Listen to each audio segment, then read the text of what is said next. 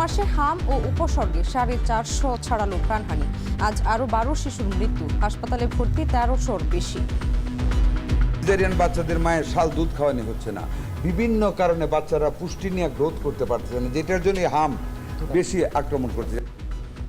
সরকারের গাফিলতি নেই দাবি স্বাস্থ্যমন্ত্রীর, দায়ী পুষ্টিহীনতা। প্রাণহানিতে মার্কিন পররাষ্ট্র দপ্তরের উদ্বেগ, চিকিৎসা সহায়তার আশ্বাস।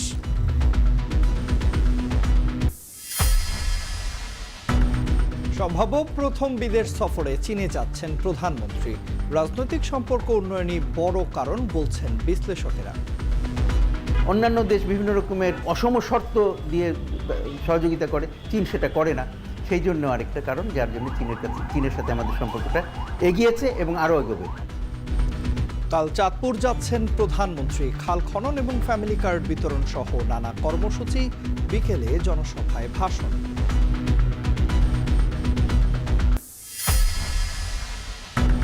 চলতি বছরে বিএনপির কাউন্সিল চলছে, কমিটি অঙ্গ সংগঠনের পুনর্গঠন। নির্যাতিত ও ত্যাগীদের নেতৃত্বে আসার প্রত্যাশা।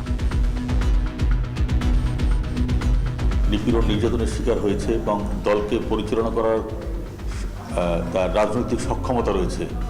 এই ধরনের নেতৃত্ব বাছাই করতে আমাদের দল কখনোই ভুল করে নাই। পার্টির দুঃসময়ে পার্টির পাশে ছিল, পার্টিকে গ্রহণ করেছিল। তারা বিএনপির দুঃসময়ে তারা বিএনপিকে ছেড়ে চলে যাবে না, আমি বিশ্বাস করি। জ্বালানি নিরাপত্তায় ঢাকা ওয়াশিংটন সমঝোতা সই। এলএনজি এলপিজি আমদানির সুবিধার পাশাপাশি গবেষণাতেও সহায়তা পাবে বাংলাদেশ।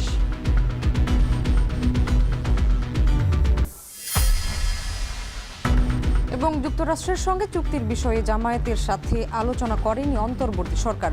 রংপুরে বিরোধী দলীয় নেতা, পদ্মা ব্যারেজ স্বাগত জানালেও তিস্তার বিনিময়ে নয়।